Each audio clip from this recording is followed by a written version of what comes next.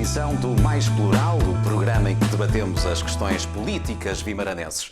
Depois de Luís Soares e André Coelho Lima terem passado por este programa, hoje temos mais um convidado e com quem vamos falar sobre a atualidade política vimaranense, sobre as suas ideias para Guimarães, para o concelho e também para a cidade. O convidado de hoje é Ricardo Costa, é vereador na Câmara Municipal de Guimarães, tem estas áreas de responsabilidade: finanças, património, desenvolvimento económico, modernização administrativa e qualidade, sistemas de informação, sistemas inteligentes, atendimento e apoio ao munícipe, fiscalização, contraordenações, polícia municipal e também desporto. E é candidato à presidência da Federação Distrital de Braga do Partido Socialista nas eleições que acontecerão no próximo sábado, 14 de março. Ricardo Costa é o nosso convidado nesta noite de terça-feira. Ricardo, boa noite. Boa noite. Bem-vindo ao Mais Plural. Como é que chega a esta posição de vereador na Câmara Municipal, de candidato à liderança do Partido Socialista de Braga? Fala-nos um pouco do seu percurso e de si também. Muito bem. Boa noite. Em primeiro lugar, agradecer a Mais Guimarães pelo convite para estar aqui convosco. É um prazer partilhar algumas ideias e alguns pensamentos convosco. Bom, o Ricardo Costa chega aqui porque já é militante há mais de 20 anos do Partido Socialista e, portanto, já ando nas lides políticas há alguns anos desta parte. Fui candidato a deputado da Assembleia de Freguesia de Caldelas há cerca de 15 anos, mais de 15 anos, e, portanto, depois, a partir deste momento, eu diria que nunca mais o bichinho da política saiu dentro de mim. E, portanto, candidato a deputado, cheguei a ser candidato, como sabe, em 2009, a Presidente da Junta de Freguesia de Caldelas, quis o destino que não ganhasse as eleições como Presidente de Junta e depois, a partir daí, fui conhecendo pessoas na política. Como sabe, também fui Presidente da Taipa Estoril e Termas durante 10 anos, 2009, 2019, e, portanto, conheci Domingos Bragança, eu diria que é a pessoa que me traz para a variação municipal e da qual eu agradeço o voto de confiança que me deu em 2013 e, portanto, quem me conhece sabe que eu sou quadro do Banco BPI e, portanto, estou nestas funções com licença sem vencimento e, portanto, eu diria que é a partir do momento que eu sou candidato à Assembleia de Freguesia de Caldelas que tudo se inicia, um processo que se inicia. E, portanto, foi assim que eu cheguei à vida política. E imagina-se fora da vida política? Eu diria que a política é uma missão, é um sentido de missão. Nós devemos estar na política com um objetivo claro de trabalhar para a comunidade. Quando nós estivermos na política sem esta estratégia, sem este pensamento, eu diria que está na hora de abandonar a política. E, portanto, eu, enquanto estiver com este sentido de responsabilidade, com esta estratégia e com esta motivação, eu diria que continuarei na política. Quando eu perceber que não estou na política a fazer nada, não estou a contribuir para o bem comum, é hora de abandonar a política.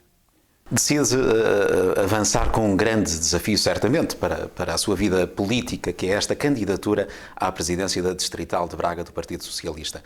Quando e por que decide avançar com esta candidatura? Bom, isso é uma pergunta que não tem uma resposta muito fácil e objetiva. Isto, efetivamente, já é um processo que se arrasta há alguns meses a esta parte. E, portanto, eu fui desafiado por várias pessoas do Distrito para ser candidato a Presidente da Federação Distrital de Braga. Eu diria que decido partindo do primeiro pressuposto que lhe disse, ou seja, quando nós estamos na política em prol do bem comum, em prol de uma comunidade, em prol de um distrito neste caso, e eu percebo que efetivamente o Distrito de Braga tem que mudar. E tem que mudar porque efetivamente os últimos anos do Distrito de Braga não têm sido positivos, para não dizer que são negativos para o Partido Socialista. Nós em 14 concelhos somos poder apenas em 4. E desses 4, 2 foram impostos pela Direção Nacional do Partido Socialista. E das últimas eleições autárquicas tivemos 6 listas independentes de pessoas dissidentes do Partido Socialista. E, portanto, aquilo que eu lhe posso dizer é, se há marca desta federação que o Partido Socialista tem no Distrito de Braga, é uma marca de divisão. É uma divisão constante por todos os concelhos fora.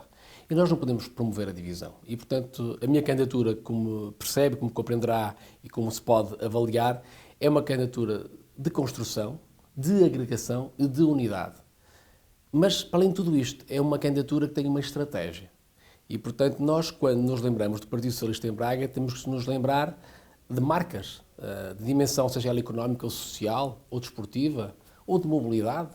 E, portanto, eu tenho andado pelo Distrito fora a apresentar a nossa moção de estratégia. Uma moção que foi construída com todos, com os militantes, com os simpatizantes e com alguns especialistas em áreas muito importantes, nomeadamente da inteligência artificial, nomeadamente da economia. E, portanto, o Partido Socialista do Distrito de Braga tem que ser capaz de construir uma finalidade e uma estratégia para o Distrito. Porque hoje em dia os cidadãos não gostam de ver fazer oposição por fazer. Portanto, não adianta nós irmos a reuniões de Câmara, reuniões de Junta de Freguesia e só porque somos oposição votamos contra. Não, nós temos que explicar aos cidadãos porque é que votamos contra. Temos que dizer que porque aquela proposta não se consubstancia na estratégia que o Distrito e que o Partido Socialista tem para aquele Conselho. E, portanto, as pessoas desse determinado Conselho têm que perceber que para determinado Conselho a proposta da nossa oposição ou a nossa proposta naquele momento não era aquela.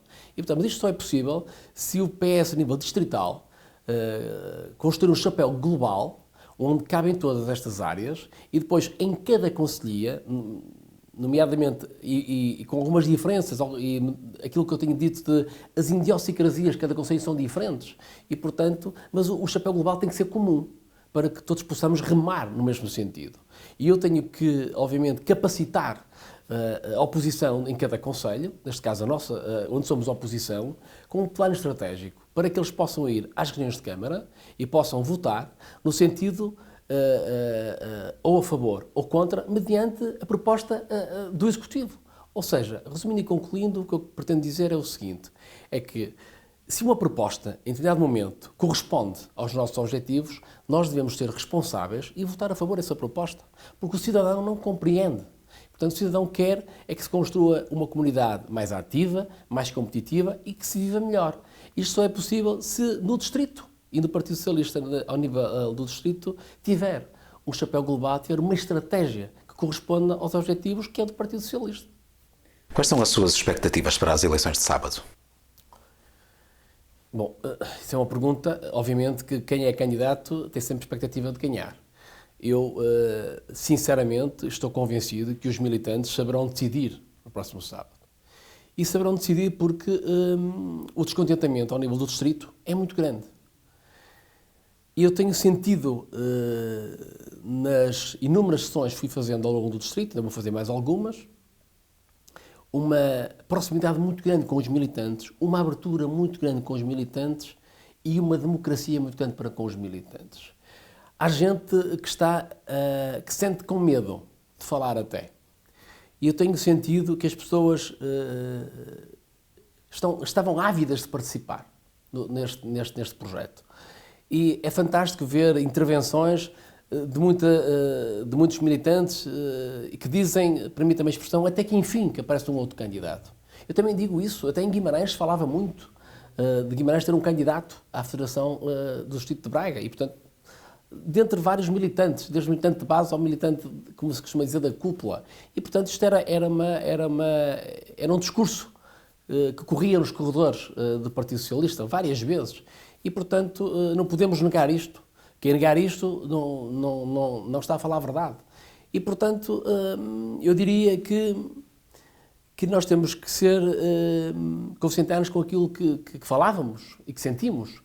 E, portanto, eu não podia ficar indiferente aos vários apelos que existiam, quer dentro de Guimarães, quer fora de Guimarães, com muita força para que eu fosse candidato à Federação Distrital de Braga. Agora, eu disse no início, nós só devemos continuar na política se tivermos objetivos, se estamos a acrescentar.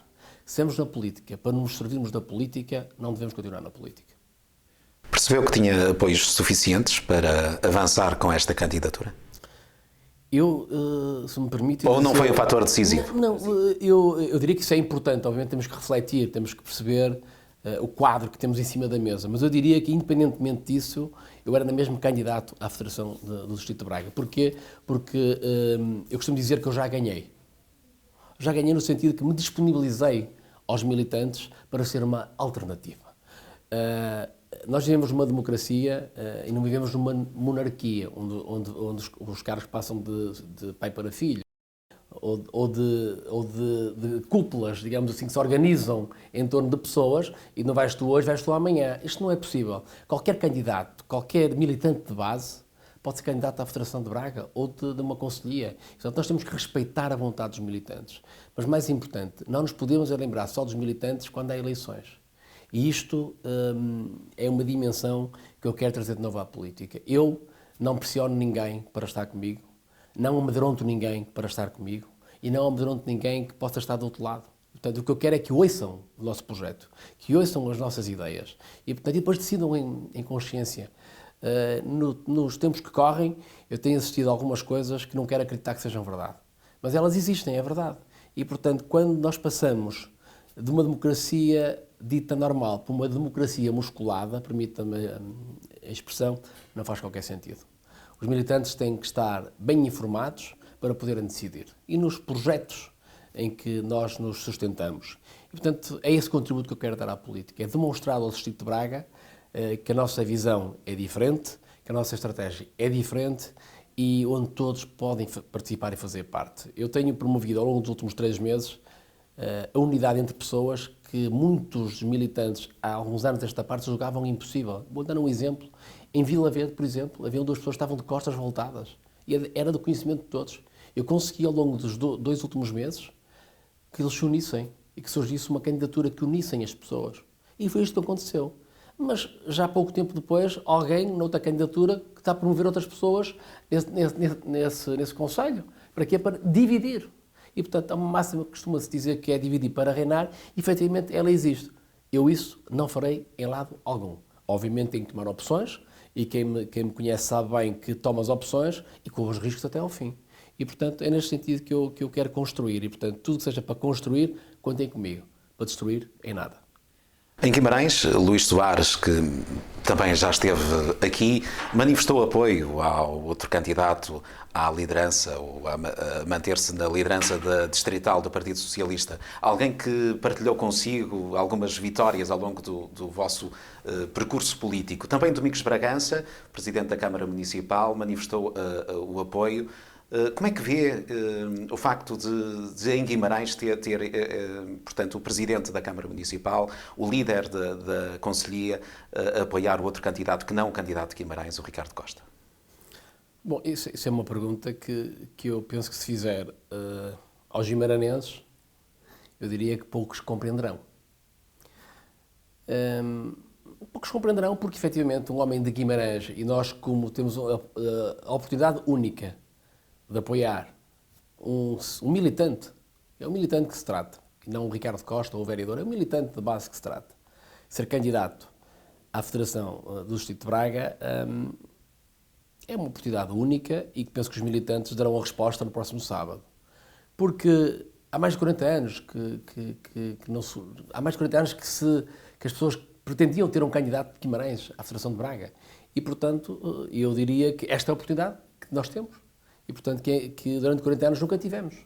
E, portanto, agora, se me pergunta como é que eu vejo com alguma dificuldade, mais da parte do Sr. Presidente da Comissão Política, Dr. Luís Soares, porque eu conheço o Luís Soares há alguns anos desta parte, e que eu conheço o percurso tanto meu como do Dr. Luís Soares, fizemos-lo em conjunto. E com seriedade. Eu, quando, no primeiro mandato de variação com Domingos Bragança, apoiei o Dr. Luís Soares para a Assembleia da República, quando o candidato do Domingos Bragança era Miguel Laranjeiro. Mas isto é democracia a funcionar, sem problema nenhum. E, portanto, eu podia dizer que, do ponto de vista, se quisermos, do compromisso que eu tinha com Domingos Bragança, era mais fácil apoiar Miguel Laranjeiro. Mas o que eu quando avalio a minha atitude e a minha forma de estar, é enquanto cidadão, pessoa e convictamente aquilo que eu acho que era melhor.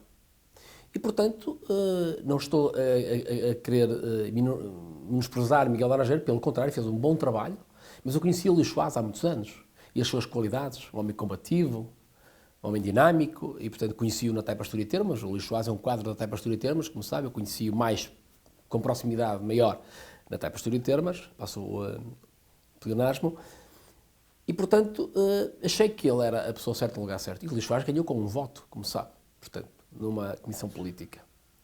Depois, há 2 anos atrás, o Dr. Luís Soares também quis ser candidato a Presidente da Comissão Política. E, portanto, na altura colocou-se 2 candidaturas, como sabe.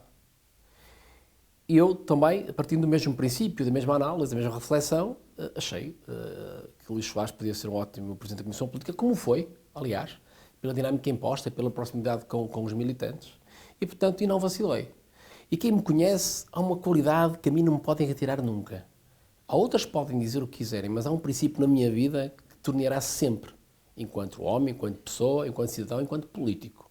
Porque eu acho que é possível fazer política com este princípio que eu lhe direi a seguir, que é falar a verdade. Eu sou muito íntegro. Eu sou incapaz de dizer assim branco e a seguir dizer que é preto. Não é possível. Na minha vida, estes são princípios, este é um princípio ao qual eu nunca vou vacilar. Porque é um princípio que eu acho que tem faltado à política para credibilizar os partidos e a política. Porque é possível fazer política com base em projetos sérios e com verdade. E, portanto, quando me faz a pergunta como é que vê essa questão, eu vejo efetivamente com muita dificuldade. E, portanto, quando depois também entra num discurso palavra dada e palavra honrada, pode ter sido a palavra do Dr. Luís Soares num núcleo restrito. Mas o Partido Socialista é muito mais do que 3 ou 4 pessoas.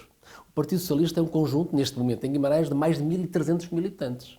E, portanto, se queriam tomar uma decisão que fosse uma decisão coletiva, consentânea, com aquilo que tinha que ser tomada, tinham que fazer um plenário de militantes, ouvir os militantes e aí as pessoas que se queriam disponibilizar ou não, até podia existir mais candidatos à Federação de Braga. E, portanto, eu acho que é uma liberdade que nós não podemos retirar às pessoas. E, portanto, se palavra dada é palavra honrada enquanto Luís Soares, e não enquanto Partido Socialista de Guimarães, que o façam, não tem problema nenhum. Agora, já compreendo menos bem que agora, com base neste apoio, forcem algumas pessoas a estarem presentes. Isto eu não entendo, sinceramente, muito bem este princípio. E, portanto... E sente que há isso durante esta campanha eleitoral? Que há essa pressão sobre os militantes? A única coisa que eu quero dizer aos militantes é que esta candidatura do Ricardo Costa é uma candidatura que tem como adversário Joaquim Barreto. Não tem mais ninguém como adversário. O adversário do Ricardo Costa, na construção de um projeto diferente para o distrito, chama-se Joaquim Barreto. Estamos a falar de um homem que é de Cabeceiras de Basto e estamos a falar de Ricardo Costa, que é de Guimarães.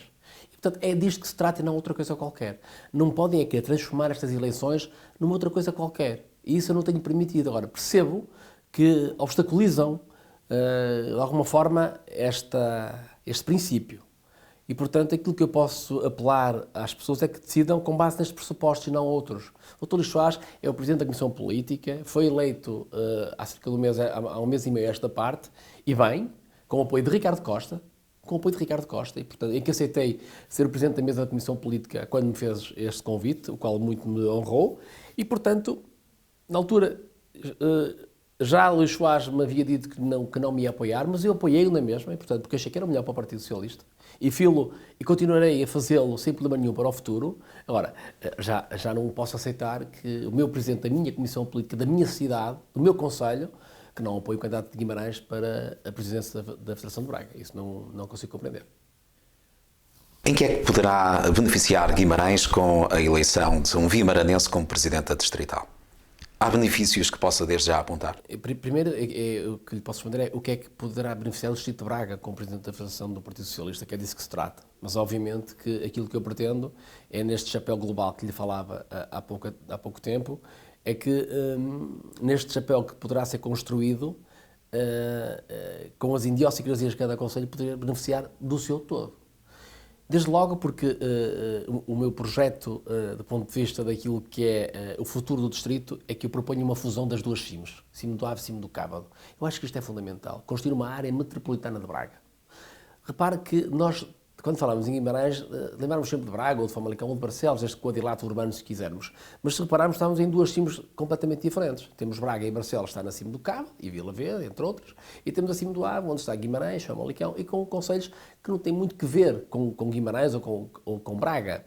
E, portanto, aquilo que eu proponho é que haja aqui uma fusão para que se possa ganhar escala, para podermos, obviamente, beneficiar de alguma estratégia de programação de fundos comunitários até, porque quando se constrói os chamados PEDUs, os planos estratégicos de desenvolvimento urbano, são diferentes para cima do água ou para cima do cabo. Aquilo que eu pretendo fazer com isto é fazer obviamente, construir uma área metropolitana para que possamos beneficiar neste enquadramento macroeconómico maior, quer a vários níveis, ao nível da economia, ao nível da mobilidade até. Portanto, nós vemos constantemente, na área metropolitana do Porto e de Lisboa, investimentos de milhões para a ferrovia, para o metro. E eu pergunto porque é que este distrito, tendo um saldo de balança comercial, costumo dizer sempre isto, positivo, com datas de 2018, de cerca de 3 mil milhões de euros, geramos riqueza deste valor. E se pensarmos em Lisboa, que tem uma balança comercial de 11 mil milhões de euros negativa, e o país tem 17 mil milhões de euros negativa, se a memória não me falha, em 2018, o que eu pergunto é porque é que nós não temos investimento, porque é que nós temos um chamado PIB per capita abaixo daquele que o Porto tem, quando temos empresas que geram este volume de riqueza. E nós temos que saber responder a esta pergunta. E a resposta óbvia, na minha opinião, é que não temos, na minha opinião, os partidos, e neste caso o Partido Socialista, têm que responder com um plano de futuro, uma visão de futuro. Uma visão de futuro, eu costumo dizer que é a política que tem que estar acima de todas as restantes atividades. Há quem considere que a economia deve condicionar a política. Não, a política tem que condicionar a economia, porque se assim for, nós temos que ser capazes de projetar o nosso território, porque se nós construirmos, imagino, aquilo que eu tenho chamado de um projeto de inovação para a indústria, nós temos que ser capazes de perceber porque é que somos tão bons empresários, temos ótimas empresas neste distrito, do melhor do mundo, e não estou a exagerar, em que produzimos aqui níveis de produtos e serviços a um preço X e são vendidas lá fora quase a 60 vezes mais e 70 vezes mais. Por que é que isto acontece? E, portanto, qual é a nossa marca? Qual é a nossa distinção? Nós somos bons prestadores de serviço, temos boa qualidade, somos sérios, ágeis, flexíveis, mas depois não fazemos uma coisa que tem falhado. Naquilo que eu chamo de criação de marcas e patentes, de propriedade intelectual. E, portanto, quando nós pensamos em Portugal, comparativamente com a Alemanha ou com outros países como a França, se nos falarmos da Alemanha, pensamos em marcas, logo como BMW, Mercedes, entre outras. Na Itália, moda, França, moda, entre outros. E em Portugal, pensamos, somos bons prestadores de serviços. Mas não temos uma marca que nos diferencie. Somos bons no turismo, é verdade. Mas nós temos empresas robustas, com capacidade instalada, com know-how instalado, com um conjunto de stakeholders à sua volta, mas não temos sabido aproveitar estas mais-valias. E por isso é que, até com surpresa já foi anunciada a Academia de Transformação Digital para Guimarães, e é este passo que tem que ser dado. Porque, repare, as empresas queixam-se que não têm recursos humanos para trabalhar, mas o desemprego continua a existir. Porque nós não temos sabido conseguir conciliar aquilo que são centros de conhecimento com o tecido empresarial e com a governação. E aquilo que é preciso perceber é como é que, ao nível governamental, eu posso construir um projeto para a nossa economia que possa conciliar esta tríplice hélice. Para quê? Para aproveitar o que melhor se fazem nas universidades e nos centros de conhecimento, para transferir para as empresas que elas estão ávidas de projetos novos, de inovação, de disrupção até, se quisermos, e ao nível da investigação também, e a governação para colocar fundos comunitários nestes projetos para que o efeito seja um efeito multiplicador na economia e no território, e não de forma isolada. O que nós temos assistido algumas vezes é que há empresas que concorrem de forma isolada a projetos e que obviamente têm o seu mérito, mas se nós conseguimos fazer isto de forma coordenada, o efeito multiplicador no território e no ecossistema económico é muito mais forte e mais rápido. E vão beneficiar de todos. Isto é fundamental. Resolver-se-ia por aí um dos problemas da atratividade desta região em termos empresariais para a instalação de empresas? Sim, resolver-se e resolver-se-á um problema de qualificação e de reconversão de recursos humanos. Porque nós temos algum desemprego qualificado que não tem oportunidades porque o mercado não os absorve. Mas se nós tivermos uma academia para a indústria e para a transformação digital nesta área, nós temos de ser capazes de criar uma espécie de formação, uma espécie de task force na reconversão e requalificação dos recursos humanos, em que eu possa pegar num matemático ou num engenheiro químico e reconvertê-lo num engenheiro têxtil, que é aquilo que o mercado precisa hoje. Ou seja, nós temos que ter uma dinâmica proativa naquilo que é a necessidade do mercado e a formação que existe e que está no desemprego. Nós temos que ser capazes de aproveitar os nossos desempregados, que têm nível de formação superior, e não só, obviamente, para poder-los trazer para o mercado de trabalho, pagando um salário que eles merecem. Mas temos que ser capazes de ir muito mais longe, que é, os desafios do futuro é que economia vem aí. Este é que é um desafio que nós temos que pensar, é que economia vem aí. Ou seja, o que eu quero dizer com isto é o seguinte: mesmo internamente, as empresas estão com dificuldades de formar as pessoas e agilizar processos. E este projeto para a economia tem uma fase que é a fase de diagnóstico, que nos vai dizer que projetos as empresas têm, mas que recursos humanos também têm e que necessidades do futuro também têm.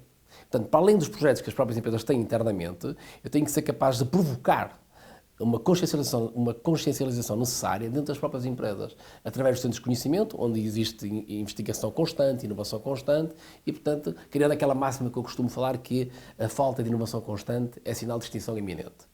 Ou nós estamos constantemente a inovar, ou senão desaparecemos do mercado. Nós temos que ser capazes de criar a necessidade. Só vencemos os desafios do futuro se Portugal criar a necessidade. E criar a necessidade é fazer aquilo que fizeram com os telefones móveis, com os iPhones, com os smartphones, e, portanto, nós não tínhamos um telefone à mão de semear. Hoje temos. Hoje em dia, eu costumo dizer que se não existe nos smartphones, não existe na realidade. E o Presidente, voltando à questão política, o Presidente da Distrital pode apontar estes caminhos e ajudar a resolver estes problemas da competitividade do Distrito? Não pode. Tem obrigatoriedade de promover este tipo de projetos. Os políticos têm que ser capazes de provocar as ideias e, portanto, o Distrito de Braga está descredibilizado a este nível. Nós temos tido uma federação que gere administrativamente lugares, mais nada, e, portanto, isto não é possível. Eu, enquanto Presidente da Federação, tenho que ser capaz de construir um projeto global, uma moção global, que está disponível, toda a gente pode ler, que depois tenha ramificações nos seus principais concelhos, ou melhor, em todos os concelhos. Mas quando eu digo nos principais concelhos, quer dizer que, contaminando positivamente um determinado concelho, eu vou, de per si, contaminar todo um ecossistema e todo um território à sua volta. E, portanto, um Presidente da Federação tem que ter ideias concretas do que é para o seu distrito, a vários níveis. E, portanto, se eu tiver um Presidente de uma Federação que tenha conhecimento e que possa chegar junto da governação, seja ela nacional ou local, e que promova estes mecanismos de indução, as pessoas vão acreditar em nós. E, portanto, é neste sentido que uma federação existe. Não existe apenas para gerir candidatos à Câmara ou candidatos às juntas de freguesia ou gerir de quando em vez eleições. E, portanto, se há coisa que nós não podemos fazer nos partidos e com os militantes é, permita-me a expressão, utilizá-los.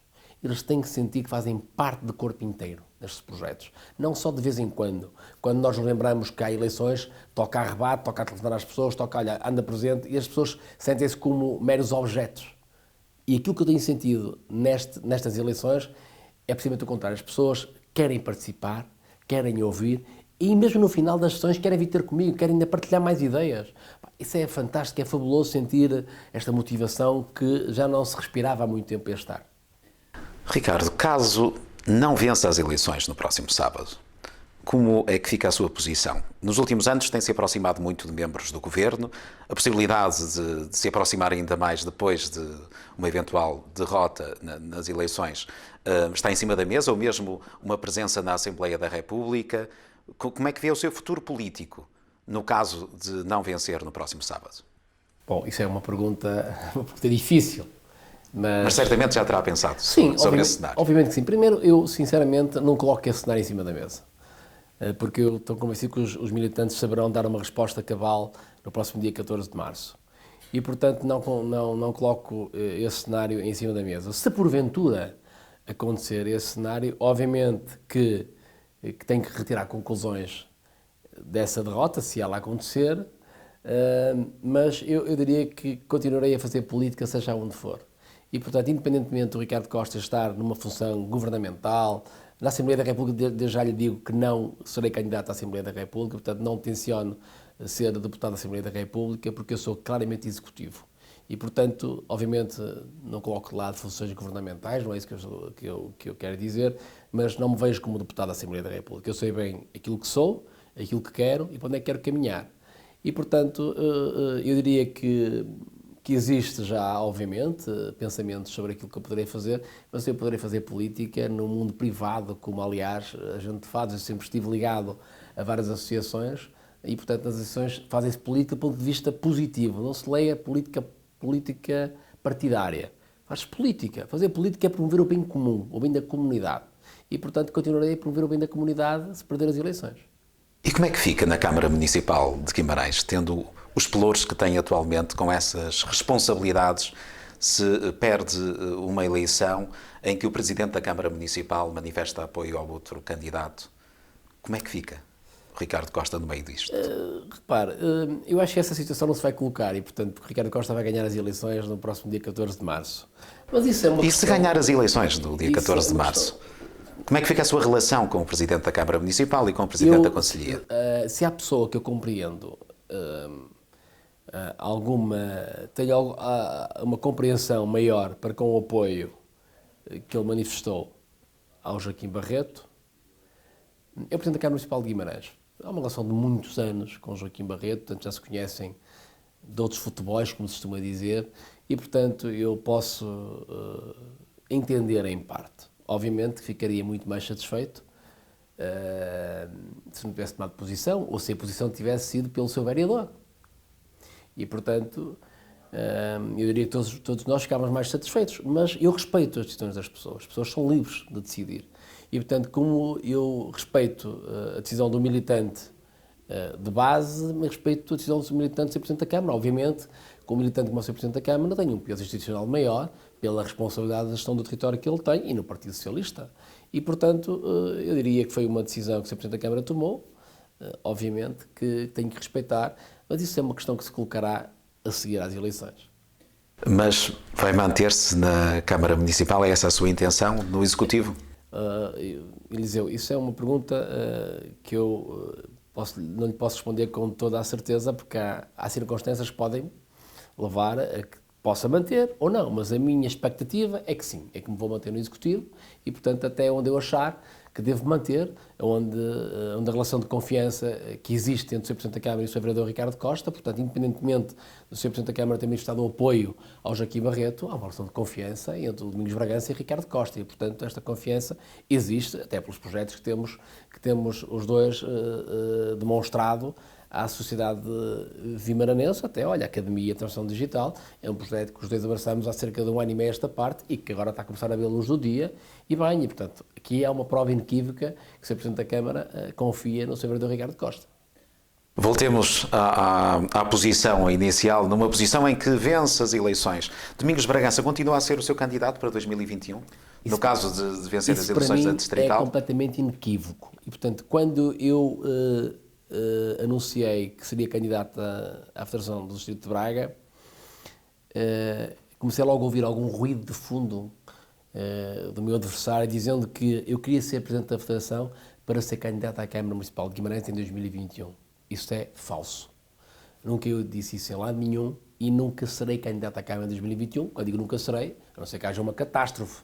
Então, mas como eu não prevejo que possa existir uma catástrofe, o Ricardo Costa poderá ser candidato à Câmara se os militantes assim o entenderem, quando achar que é a altura para ser candidato à Câmara. Em 2021, o meu candidato à Câmara de Guimarães é Domingos Bragança, inequivocamente, sem sombra de dúvida. E os restantes presidentes de câmaras municipais do distrito manter-se-ão como candidatos à Câmara? Sim, eu tenho dito que, enquanto Presidente da Federação, eu recondizerei todos os presidentes da Câmara que estão atualmente, obviamente, não é? Obviamente que não prescindirei dos direitos que o Presidente da Federação tem, mas aquilo que eu quero é ganhar câmaras. E não é perder câmaras. E para ganhar câmaras temos que unir, temos que agregar. E temos aí fortes possibilidades, em vários concelhos, de poder conquistar as câmaras. Mas primeiro temos que convencer os eleitores, os militantes e os cidadãos.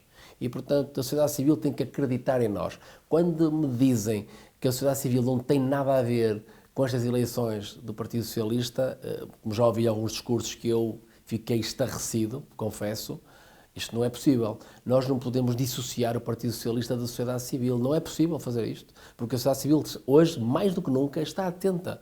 Está atenta quer pelo bom trabalho que estamos a fazer ou mau, e está atenta naquilo que nós somos e pretendemos ser. E os nossos comportamentos. E, portanto, a sociedade civil está atenta aos vereadores, aos presidentes das comissões políticas, ao Ricardo Costa, do seu trabalho ao longo dos últimos 6 anos na variação, na Câmara Municipal de Guimarães. E por isso é que não é fácil, como compreenderá, fazer um jantar de lançamento de campanha com 1000 pessoas. E, portanto, em que estavam cerca de 850 militantes neste jantar e 100 pessoas da sociedade civil, aproximadamente.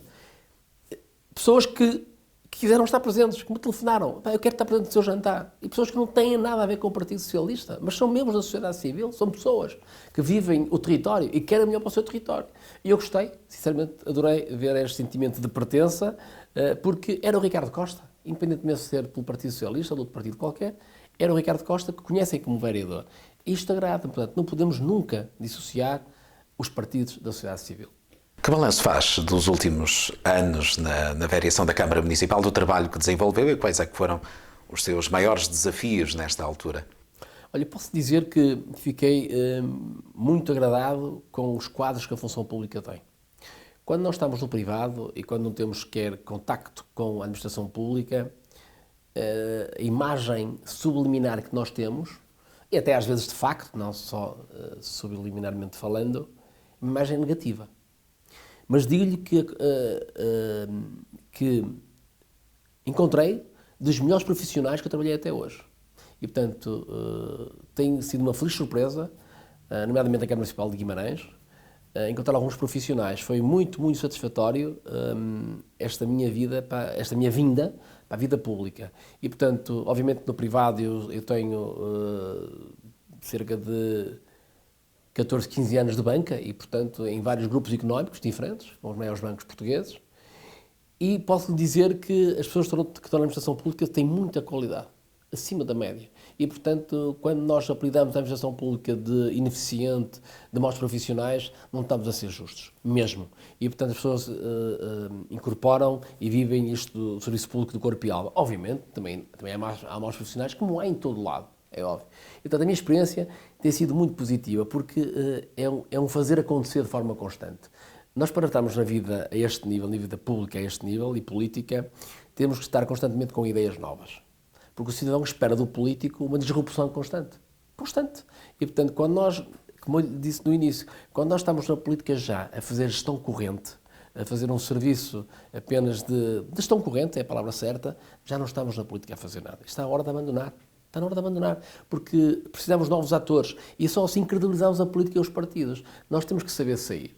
E quando me dizem que há um tempo para tudo, que é um argumento que utilizam no meu adversário, do outro lado, eu digo que não há um tempo para tudo, porque nós queremos o futuro agora. Queremos o futuro agora. E o cidadão quer o futuro agora. Quer que nós sejamos capazes de criar condições ótimas para que as pessoas possam viver melhor, para que as pessoas possam fixar no nosso território, para que possam construir mais casas, para que possam promover as empresas, ou seja, temos que ser capazes de promover inovação constante. E, portanto, aos políticos cabe-lhe este papel. Portanto, nós não queremos tudo a seu tempo, nós queremos o futuro agora. E quais foram os seus grandes desafios, colocava-lhe de novo esta questão, nestes 6 anos em que está na variação, e o que é que gostava já agora também de ver ainda implementado até ao final deste mandato? Bom, eu acho que o principal desafio de qualquer Câmara Municipal, e quando cheguei em 2013, foi abrir o município às pessoas. É as pessoas sentirem que a Câmara Municipal de Guimarães, neste caso, e os vereadores são pessoas normais e que não têm barreiras para se lhes chegar.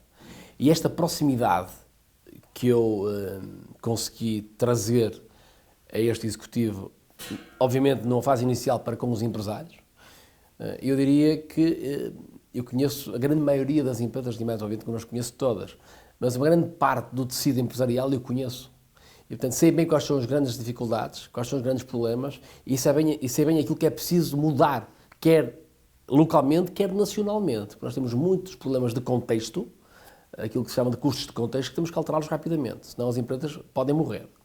E, portanto, essa foi a principal bandeira, se quisermos, a proximidade, o resolver problemas, o não estar na Câmara para apenas fazer cumprir a lei. Porque eu costumo dizer, quando um político está em funções apenas para carregar no botão verde quando está bem e vermelho quando está mal, a gente não está lá a fazer nada. Vamos lá, um robô, ele não faz isso. Não, nós temos que estar de forma proativa a fazer aquilo que as circunstâncias precisam. Porque hoje em dia, eu diria que para se licenciar quase um processo, nem temos que ir à Câmara. Portanto, é tudo desmaterializado. E, portanto, há 20 anos atrás ou há 10 isto era impossível.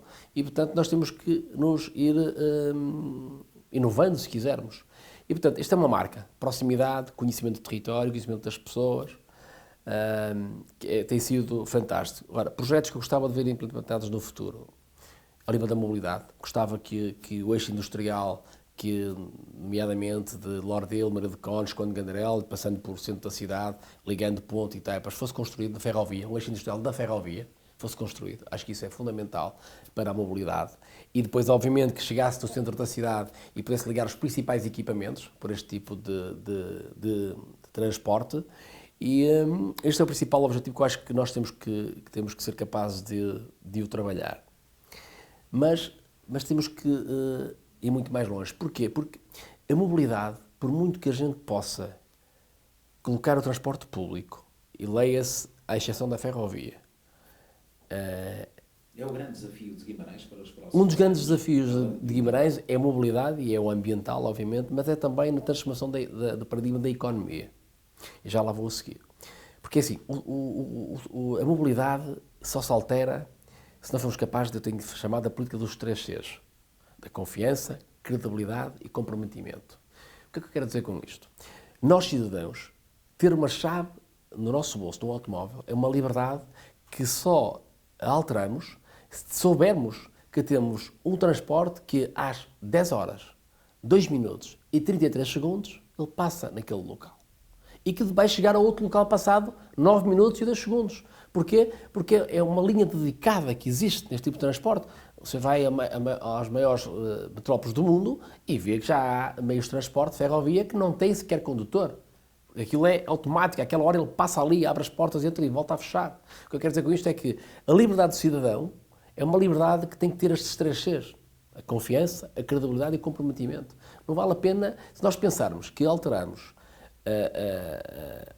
os hábitos dos cidadãos apenas promovendo a gratuitidade do transporte, se não for desta forma que eu estou a falar, que lhe falei anteriormente, nós não vamos lá. Não vamos lá porque o cidadão não vai alterar.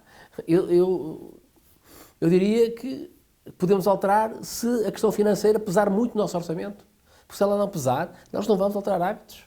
E, portanto, o que eu quero dizer é que Guimarães tem uma população já significativa, mas só pode defender este tipo de transporte num contexto da área metropolitana de Braga, que é para nós conseguirmos fundos comunitários para alocar a este tipo de investimentos. São investimentos muito avultados, consomem muitos recursos financeiros. E, portanto, temos de ser capazes de convencer o Governo da Nação e Bruxelas que temos que ter cá esse meio de transporte. E, portanto, a mobilidade altera o paradigma do desenvolvimento do território, porque por onde passar uma linha deste tramway, se quisermos, ou este meio de mobilidade de ferrovia, o território também vai se alterando, vai crescendo e vai alterando comportamentos.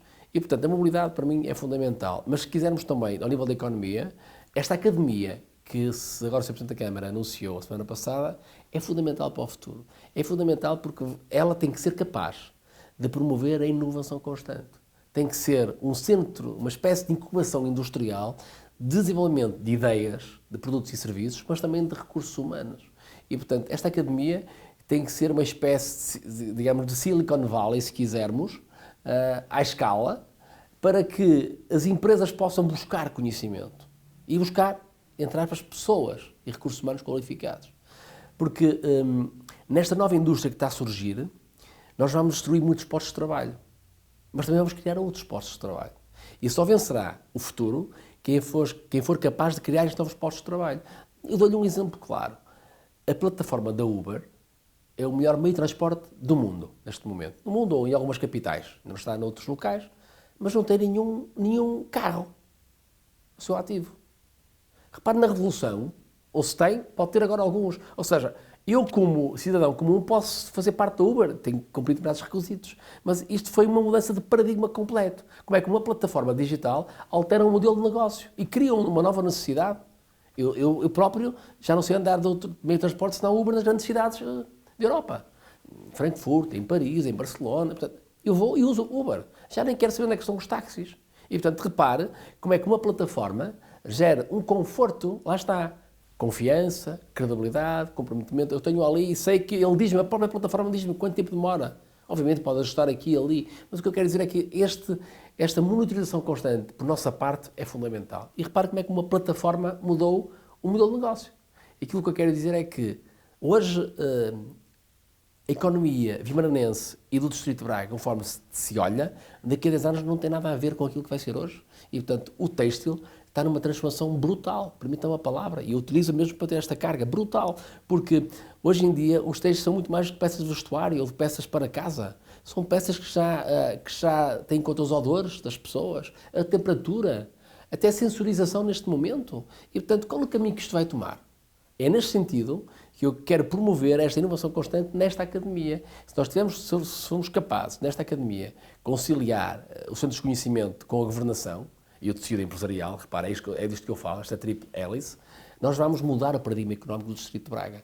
E, portanto, repara o que é ter uma balança comercial daqui a meia dúzia de anos, o triplo daquilo que temos hoje.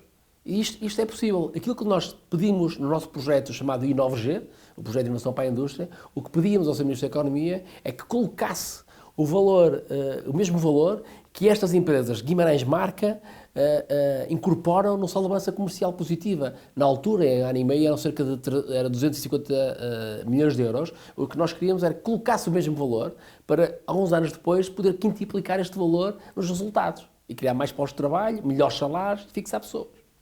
Depois de termos falado da Distrital, falar também um pouco do Conselho e da sua atividade como vereador da Câmara Municipal, recuemos até a Caldas das Taipas. Foi presidente da Taipas Tura e Termas durante 10 anos, esteve na liderança e realizou ali uma verdadeira revolução na instituição. Mas deixou uma fatura que vai levar alguns anos a ser liquidada, nomeadamente pelos investimentos que foram feitos. Faria tudo da mesma forma?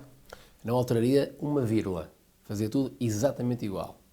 Porque, e ainda bem que me coloca essa pergunta, porque acho que há esclarecimentos que têm que ser dados.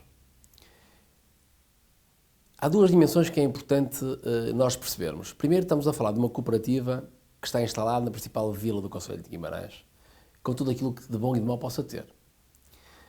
E é a única cooperativa que tem registada no seu balanço, e desde já também lhe digo, desde fevereiro do ano anterior, se a memória não me falha, foi há cerca de um ano esta parte, que nós conseguimos registar todo o património em nome da cooperativa. E é a única cooperativa que tem no seu balanço, na sua ativa, este património. Todas as outras empresas municipais e cooperativas do município de Guimarães, está tudo em nome do município de Guimarães. E a Câmara é que faz os investimentos, pegando as suas palavras, é que paga a fatura e entrega às cooperativas para gerir. E, mais ainda, amortiza no seu balanço e nas suas contas todo o ativo das outras cooperativas. Até para Tura e Termas não. E, portanto, até para Tura e Termas, porque é algo peculiar e os taipenses pretendiam, e bem, ter esse património em nome da sua cooperativa, e está no seu balanço, não podia ser de outra forma senão ser até para Tura e Termas a fazer os investimentos. E, portanto, foi assim que encontramos uma boa solução para poder financiar os investimentos. Era muito mais fácil o presidente da cooperativa Taipas Tura e Termas da altura passar todo o património para o nome da Câmara e a Câmara fazer os investimentos e não tínhamos com que nos preocuparmos e fazia a semelhança do que fez no Ave Parque, no Multiusos, no Vila Flor, grandes investimentos, grande dimensão, e quem está a pagar a fatura, pegando novamente as suas palavras, é o município de Guimarães. E aquilo que eu lhe posso dizer é que quando eu cheguei à cooperativa Taipas Tura e Termas em novembro de 2009, e eu acho que toda a gente reconhece isso, nós tínhamos uma empresa que tinha que mudar. E eu tomei decisões muito mais impopulares do que aquelas que me querem acusar deste passado recente. Muito mais impopulares. Tive que convidar pessoas a sair da cooperativa para poder mudar o mindset daquelas pessoas que estavam na cooperativa. E eu orgulho muito do trabalho que lá fiz. E vou-lhe dar só alguns exemplos. Nós, em 2009, tínhamos um volume de negócios de 579 mil euros aproximadamente. E empregávamos 23 pessoas. Nós fechamos 2019 com um volume de negócios de cerca de 1.800.000 euros, ou seja, mais que triplicamos este volume de negócios, e empregamos 56 pessoas. E passam por dia, hoje, mais de 400 pessoas pela cooperativa Taipa Astúria Termas, em tratamentos. E, portanto, foi uma autêntica revolução, é verdade. E foi uma revolução pensada. Repare, nós recuperamos um edifício termal que estava completamente abandonado. Nós construímos uma clínica médica de saúde. Nós promovemos atendimento com o Serviço Social de Saúde de centenas e centenas de pessoas por dia. Construímos o polo desportivo de um ringue, ninguém se lembra, que estava completamente ao Deus dará. Nós construímos um parque de campismo. Recuperámos o edifício mítico dos banhos velhos. Ou seja, eu mantinha exatamente tudo o que fiz na cooperativa Taipa Astúria Termas. O que eu lamento é que tenham utilizado a cooperativa Taipa Astúria Termas como arma de arremesso. E deixe-me dizer-lhe um exemplo para perceber aquilo que eu quero dizer. Quando qualquer proposta ia à reunião de Câmara da Taipa Astúria Termas, enquanto eu era presidente, que deixei de ser em janeiro deste ano, o PSD sempre votou contra, e o CDS. Com reparos à gestão. Portanto, sempre, sempre.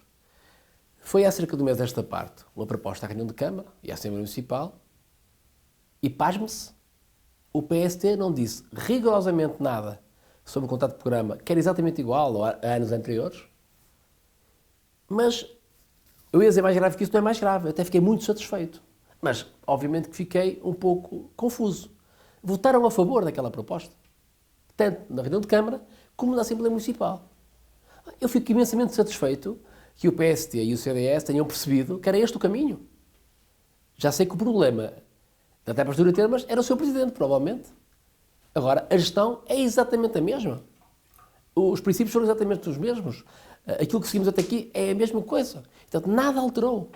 A única coisa que alterou foi o presidente da Taipa Astúria Termas, que era o Ricardo Costa, e agora é o engenheiro José Maia Freitas. E muito bem, que é uma pessoa que está comigo desde 2009 na cooperativa. O engenheiro José Maia Freitas é uma pessoa de qualidades singulares e que vai levar a bom porto a cooperativa, não tenho a mínima dúvida. E, portanto, repare, quando me pergunta se eu faria tudo de novo, exatamente igual. Mantinha tudo como fiz até hoje. Fica em boas mãos a Taipa Astúria Termas.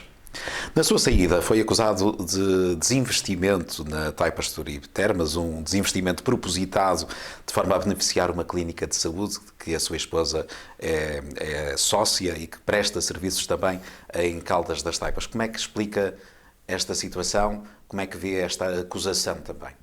Como eu lhe disse no início da entrevista, eu sou uma pessoa muito verdadeira e não tenho nada a esconder de ninguém. Portanto, o que eu vejo primeiro é isso é uma questão que se misturaram questões pessoais com questões empresariais. E, portanto, primeiro não vou falar da pessoa em causa que tentou fazer isso. E, portanto, eu acho que as pessoas em causa que tentaram fazer isso deviam estar muito agradecidos. Mas disso eu não vou falar. Agora, a questão do desinvestimento, não. Se nós olharmos todos os anos para o balanço da cooperativa Taipa Astúria Termas, nós percebemos que, em média, a cooperativa há anos que cresce 200 mil, outros 150 mil, e, portanto, todos os anos a cooperativa cresceu no seu volume de negócios. Só assim foi possível chegar de 579 mil euros a 1 milhão e 800 mil euros. Caso contrário, isto não era possível. E, portanto, isso não é verdade. E, portanto, a questão da minha esposa está bem esclarecida. Era uma clínica que existia há muitos anos, eu diria que, se calhar, melhor, muito antes da clínica, de eu ter construído uma clínica da Taipa Astúria Termas. E, portanto, a clínica era uma clínica que já existia há muitos anos, que, efetivamente, uma oportunidade que surgiu e que a minha esposa abraçou. Mas abraçou do ponto de vista legal. Tudo isto foi feito às claras, transparente, porque não haja dúvidas para ninguém. Antes da esposa do Ricardo Costa poder assumir esta responsabilidade, eu falei com os principais responsáveis políticos, tanto do município como outros, e mais, fiz chegar esta sociedade ao Tribunal Constitucional. Coisa que não me pediam. Telefonicamente disseram que não era obrigatório. Mas eu depois pus por escrito e não me responderam. E como não me responderam, eu enviei para o Tribunal Constitucional. E, portanto, isto é o pior que a política tem. É que tenta-se vencer as pessoas pelos casos da política. E, portanto, no meu caso, terão muitas dificuldades, porque eu sou muito duro de roer. E, portanto, quem me conhece bem sabe que há um princípio que eu não vacilarei, que é a verdade. E a verdade, acima de tudo, foi esta que se passou. Não se passou rigorosamente mais nada. Até pelo contrário, existiam serviços que podiam conflituar, nomeadamente a fisioterapia, que os sócios da empresa, os sócios maioritários, terminaram com esses serviços para não haver conflito. E, portanto, repare, quem me conhece sabe verdadeiramente que eu tenho ética em tudo aquilo que faço. Eu costumo dizer que, se eu não estiver assim na política, prefiro morrer sozinho. E, portanto, é assim que eu vou estar sempre nos meus projetos. Podemos pegar nestas suas últimas palavras para terminar esta nossa entrevista de hoje. Independentemente do que acontecer neste sábado, dia 14 de março, dia em que tem essa eleição para a presidência distrital do Partido Socialista, o Ricardo Costa vai continuar na política em Guimarães, a fazer política? Sim, eu pretendo fazer política, na verdadeira acessão da palavra, porque há pessoas que não entendem, mais aqueles meus amigos próximos de mim, entre outros, não entendem porque é que eu estou na política.